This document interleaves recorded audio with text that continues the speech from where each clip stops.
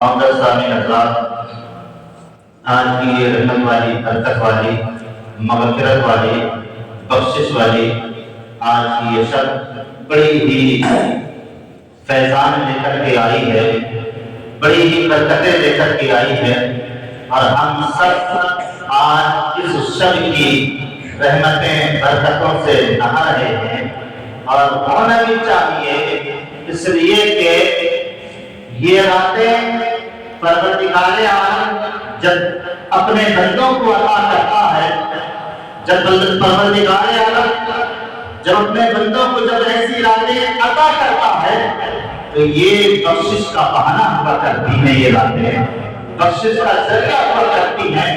اس لیے کسی نے کہا تھا، کبھی شب معراج کو، کبھی شب برات کو، کبھی شب قدر دیتا ہے، کبھی شب معراج کو، کبھی شب برات کو، کبھی شب قدر دیتا ہے۔ اتنا عظیم اور مہربان ہے میرا رب، بخشش کا وسیلہ دیتا ہے، بخشش کا وسیلہ دیتا ہے۔ آپ دیکھیے گا، شب معراج بھی اپنی جگہ عظمت والی رات ہے، شب برات بھی اپنی جگہ بلند و بالا والی رات ہے، شب قدر بھی اپنی جگہ قدر و منزلت والی رات ہے۔ جب پروردگار عالم جب بندوں سے راضی ہوتا ہے تو بخشش کے لیے یہی راتیں ہمیں عطا کرتی ہیں، بخشش کا وسیلہ دیتا ہے۔ مطلب کہنے کا یہ ہے کہ اے بندو، یہ جو برکتیں والی راتیں ہمیں نے تمہیں جو دی ہیں، ان کے صدقے میں اپنے گناہوں کی معافی کے لیے بخشش طلب کرو، اپنے گناہوں کے لیے جو ہے توبہ استغفار کرو۔ ایسی برکتیں والی راتیں خوش نصیبوں کو ہی ملا کرتی ہیں۔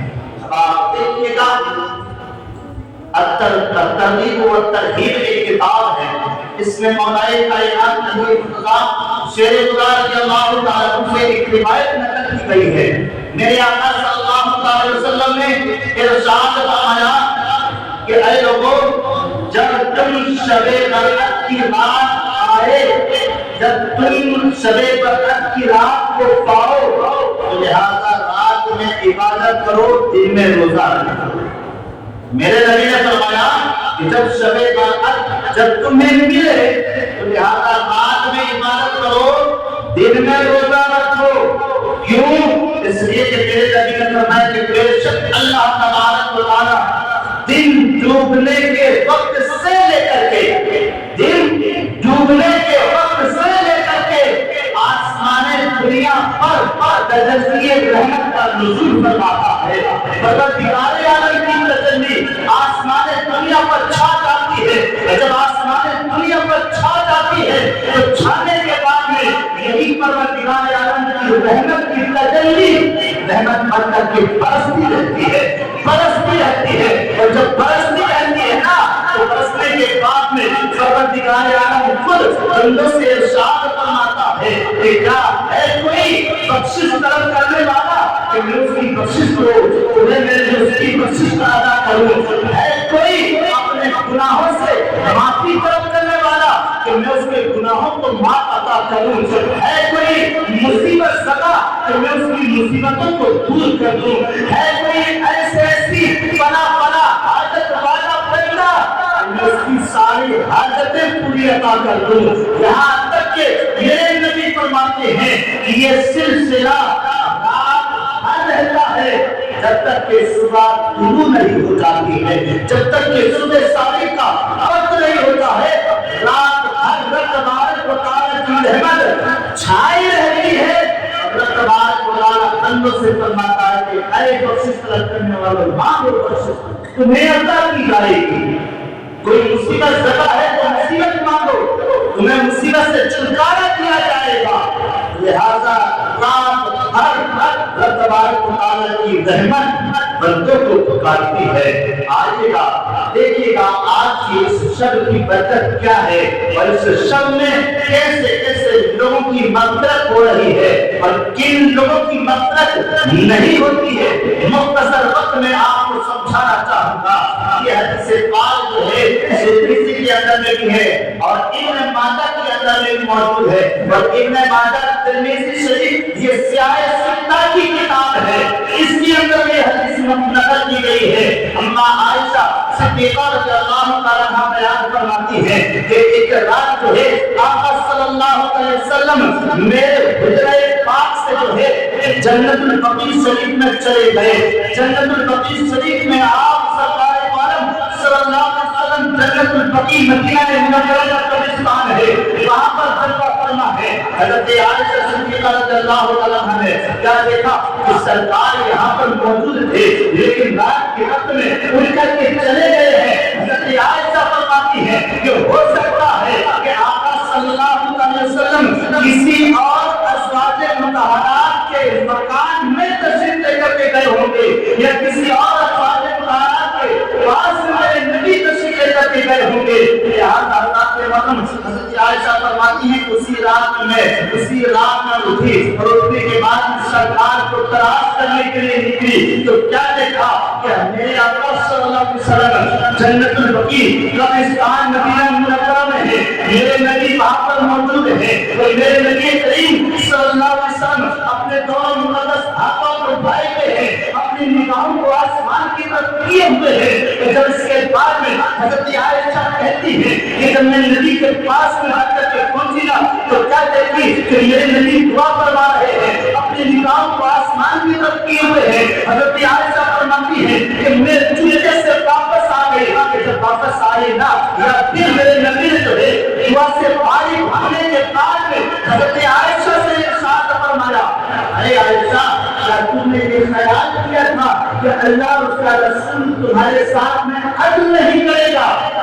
حضرت عائشہ نے عرض کیا یا رسول اللہ نہیں, ایسی بات نہیں ہے, اللہ اور اس کا رسول تو میرے ساتھ میں عدل فرماتا ہی ہے, میرے ساتھ انصاف فرماتا ہی ہے, لیکن میں نے یہ خیال کیا تھا کہ ہو سکتا ہے آپ کسی اور جگہ پہ موجود ہوں گے, لیکن میں نے دیکھا کہ آپ جنت البقیع پہ موجود ہیں. یا رسول اللہ وجہ کیا ہے, ماجرا کیا ہے؟ میرے نبی نے حضرت عائشہ سے ارشاد فرمایا, اے عائشہ کیا تمہیں معلوم نہیں ہے آج کی یہ شب, آج کی یہ رات کیا ہے؟ اے عائشہ کیا تمہیں معلوم ہے؟ حضرت عائشہ عرض کرتی ہے اللہ و رسول عالم, اللہ اس کا رسول بہتر جانتا ہے کہ یا رسول اللہ آج کی شب کیا ہے اور آج کی شب کی فضیلت کیا ہے. میرے نبی نے ارشاد فرمایا, اے عائشہ اللہ تبارک و تعالی آج کی اس شب میں بنی قرن کی بکریوں کے جسموں میں جو بال ہیں ان بالوں سے زیادہ اللہ تبارک و تعالی اپنے بندوں کی مغفرت فرماتا ہے. بنی قرن کی بکریوں میں جو بال ہیں ان بالوں کی تعداد سے زیادہ. بنی قرن کیا ہے؟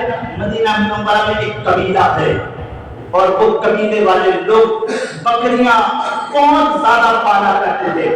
عالم یہ تھا اتنی زیادہ بکری ہوتی تھی کہ اگر جب وہ چرانے کے لیے جاتے, جب کسی پہاڑ پہ وہ بکریاں چرتی تو لہذا درخت تو کم بکریاں زیادہ نظر آیا کرتی تھی. اتنی زیادہ تعداد میں بنی قرن کے لوگ بکریاں پالا کرتے تھے. تو میرے نبی نے انہی قبیلے والوں والی بکریوں کی مثال دے کر کے میرے نبی نے بیان فرمایا کہ بنی قرن کی جو بکریاں ہیں نا ان بکریوں کے جسموں میں جو بال ہیں ان بالوں کی تعداد کے برابر اللہ تبارک و تعالی اس رات میں شب برات کی رات میں بندوں کی مغفرت فرما دیا کرتا ہے. آپ دیکھیے گا اتنی بڑی فضیلت, اتنی بڑی شان والی بات یہ ہے, اور لوگ جو ہے اپنے بستروں میں خواب غفلت کی نیند سو رہے ہیں, انہیں شعور نہیں ہے کہ لہذا ایسی برکتیں اس مرد سے ملا کرتی ہیں, لہذا جو ہے لہذا سونا تو روزانہ کا ہوتا ہے, سونا تو ہر رات ہوتا ہے, لیکن کبھی اللہ کے رسول کی رضا کے لیے جاگ کر کے عبادت کرنا یہ ان لوگوں کے لیے ہوتا ہے جنہیں اللہ اس کا رسول پسند فرماتا ہے. جنہیں اللہ کا رسول پسند فرماتا ہے ویسے لوگوں کو ایسی راتیں میسر ہوا کرتی ہیں. جو کہنے کا مطلب یہ ہے کہ خوش نصیب لوگ ہیں جو ایسی راتوں میں بیٹھ کر کے رب کا ذکر کر رہے ہیں, رب کی حمد و ثنا بیان کر رہے ہیں، اور اس کے ساتھ ساتھ آیت بیان کی جاتی ہے کہ ایسی جو برکتیں والی جو رات ہوتی ہیں، ایسی راتوں میں مشرک کی بخشش نہیں برکتی ہے۔ مشرک کون؟ جو اللہ تبارک و تعالیٰ کی ذات اور اللہ تبارک و تعالیٰ کی صفاتوں کے ساتھ میں کوئی اس کا کوئی شریک ٹھہرائے، اللہ تعالیٰ کا کوئی شریک ٹھہرائے، اس شریک ٹھہرانے والے کی بخشش ایسی رات میں بھی نہیں برکتی ہے۔ جو عادی ہوتا ہے شراب پینے کا، شراب پینے کا جو عادی ہوتا ہے، لہذا شرابی جو عادی ہو ایسی رات میں ان کی بخشش نہیں کرتی ہے۔ لہذا جو ماں باپ کا نافرمان ہوتا ہے ایسی راتوں میں ان کی بخشش نہیں کرتی ہے۔ جو کاہن اور نجومی ہوا کرتے ہیں یعنی جادوگر ہوا کرتے ہیں ان کی بخشش ایسی راتوں میں نہیں ہوا کرتی ہے۔ لہذا جو ہے جو اپنے دل میں کینہ لیے پھرتا رہتا ہے، جو اپنے دل میں کینہ رکھے ہوئے ہو ایسی راتوں میں کینہ رکھنے والے کی بھی بخشش نہیں ہوا کرتی ہے۔ لہذا دیکھیے گا جو انسان اپنے دل میں کینہ رکھا ہے، لہذا کینہ رکھنا حضرات محترم یہ بہت بڑا گناہ ہے، یہ بہت بڑا ہے، اس کا عذاب بھی بہت بڑا ہے۔ لہذا انسان کو کس سے کینہ رکھنا چاہیے، کس سے حسد رکھنا چاہیے، کس چیز سے رکھنا چاہیے؟ لہذا کوئی پہلو ہی نہیں نکلتا ہے اس کا۔ لہذا انسان جیسے سامنے والا انسان کھا پی رہا ہے ایسے ہی ہم بھی کھا پی رہے ہیں، جیسے سامنے والا انسان چل رہا ہے ایسے ہی ہم بھی چل رہے ہیں، جو وہ ہو رہا ہے پہن رہا ہے ہم بھی ویسے ہی ہو رہے ہیں پہن رہے ہیں۔ بس فرق یہ ہے کہ کسی کو رب تبارک و تعالیٰ نے کچھ رزق زیادہ دیا ہوا ہے، کسی کو رزق کم دیا ہوا ہے، تو جسے زیادہ دیا ہے وہ بھی رب کا شکر ادا کرے، اور اس کے بعد جس کو کم ملا ہے جس سامنے والے کو دیکھ کر کے کینہ نہ رکھے، حسد نہ رکھے، اس لیے کہ کینہ رکھنا یہ بہت بڑا گناہ ہے، اور اپنے دل کو کینے سے اور حسد سے پاک رکھنا یہ جنت کی بشارت ایسے لوگوں کو میرے نبی نے دیا ہے۔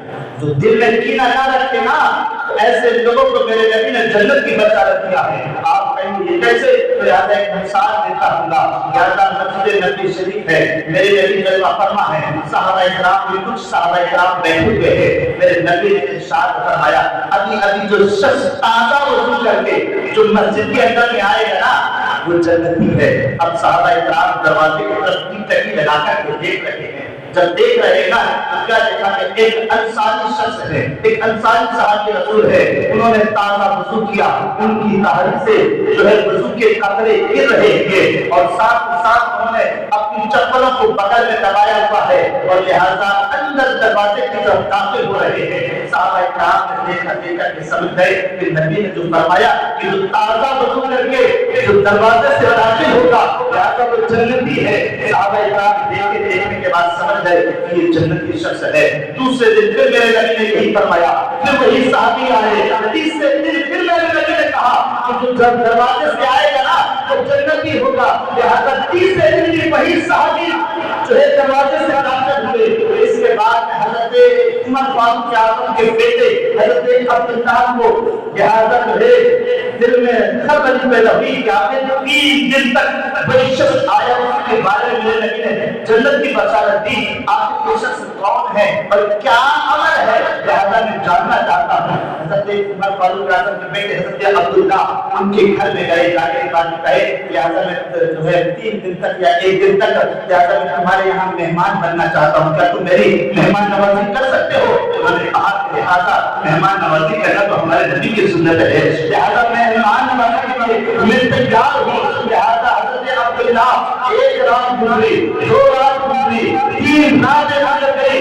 لہذا جو ہے حضرت عبداللہ کا مقصد یہ تھا کہ میں دیکھوں تو لہذا ان صحابی کا عمل کون سا ہے جس کی بنا سے سرکار کے کہا یہ جنتی ہے، جس کی بنا سے سرکار نے کہا یہ جنتی ہے۔ میں دیکھوں تو ان کے اندر میں کون سا عمل ہے، اگر وہ عمل مجھے معلوم ہو جائے تو حضرت عبداللہ کا خیال یہ تھا کہ میں بھی وہی عمل کروں تاکہ سرکار کی جانب سے مجھے بھی جنت کی بشارت مل جائے۔ لہذا اللہ کے محترم 3 دن تک دیکھے وہ صحابی رات کے وقت میں جو ہے ذکر و اذکار، جب نیند کھلتی ذکر و اذکار کرتے، تہجد پڑھتے، سو جاتے، فجر کی نماز میں اٹھتے، فجر کی نماز ادا کرتے، جاتے, اس کے بعد پھر اپنے کام کاج میں لگ جاتے. تو حضرت عبداللہ جو ہے انہوں نے 3 دن تک دیکھا.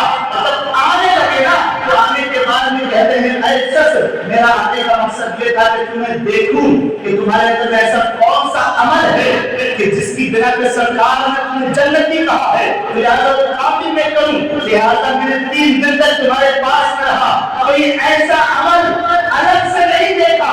لہٰذا رات کے وقت میں ہم بھی ذکر اذکار کرتے ہیں, ہم بھی تہجد پڑھتے ہیں, تم نے بھی تہجد کیا, تم نے بھی تہجد ادا کیا, تم بھی ذکر اذکار کرتے رہے, فجر کی نماز پڑھ کے ہم بھی پڑھتے ہیں, تم نے بھی فجر کی نماز ادا کیا. لہٰذا میں نے تمہارے اندر میں الگ سے کوئی ایسا عمل نہیں دیکھا, لیکن سرکار نے تمہیں جنتی 3 دن تک کیوں کہا؟ جب حضرت عبداللہ یہ کہہ کر پھر آنے لگے نا تو انصار صاحب رسول کہتے ہیں اے عبداللہ ذرا رکیے گا, ہو سکتا ہے کہ سرکار نے مجھے جنتی اس وجہ سے کہا ہو کہ لہٰذا میں دنیا میں زندگی گزارتا ہوں, لیکن دنیا میں زندگی تو گزارتا ہوں جو پروردگار عالم نے مجھے جو دل دیا ہے, اس دل کے اندر میں نے آج تک کسی انسان کے بارے میں اپنے دل میں کھوٹ نہیں رکھی ہے, اپنے دل میں کینہ نہیں رکھا ہے, اپنے دل میں حسد نہیں رکھا ہے. تو ہو سکتا ہے کہ میں نے اپنے دل میں کسی انسان کے بارے میں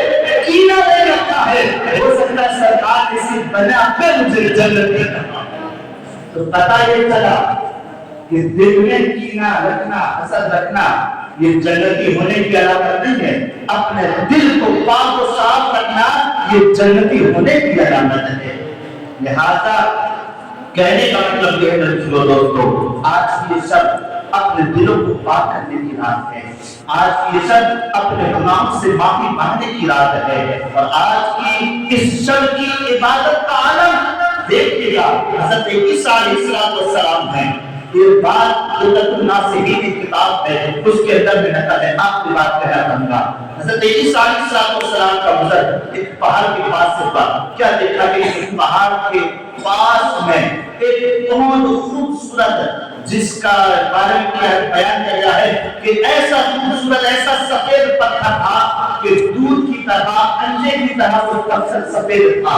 حضرت عیسیٰ علیہ السلام نے جب اس پتھر کو دیکھا تعجب کا اظہار کیا کہ لہٰذا میری نگاہ میں ابھی تک ایسا خوبصورت پتھر نہیں دیکھا ہے. لہٰذا اللہ کے حکم تبارک و تعالی نے حضرت عیسیٰ علیہ السلام پر وحی نازل فرمائی. وحی نازل فرمانے کے بعد میں ارشاد فرمایا رب نے, اے عیسیٰ تم اس پتھر کو دیکھ کر کے تعجب کر رہے ہو, تم اس پتھر کو دیکھ کر کے تعجب کر رہے ہو, میں تمہیں اس سے اور تعجب چیز نہ دکھاؤں.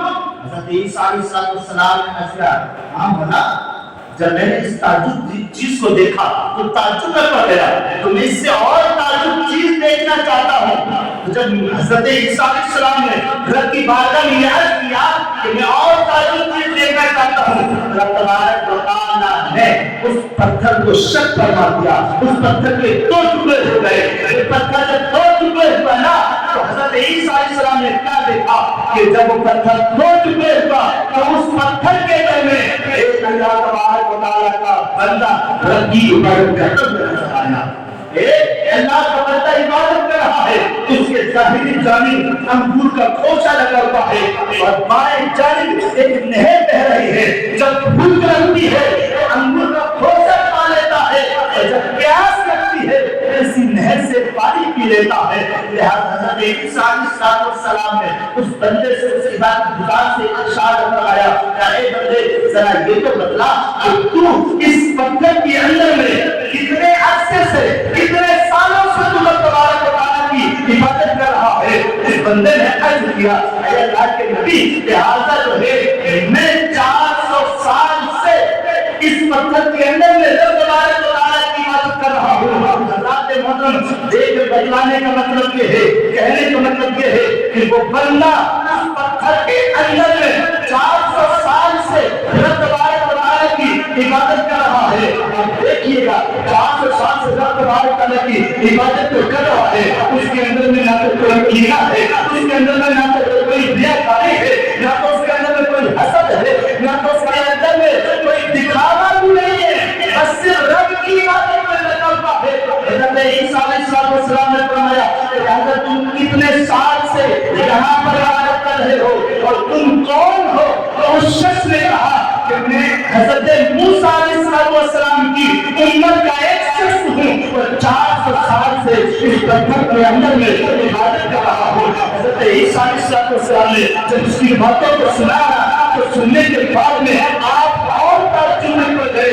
रब की बात में आज जाते हैं मौला इस बंदे से तो नेक कोई बंदा हो नहीं सकता है, इस बंदे से तो परहेजगार कोई हो ही नहीं सकता है।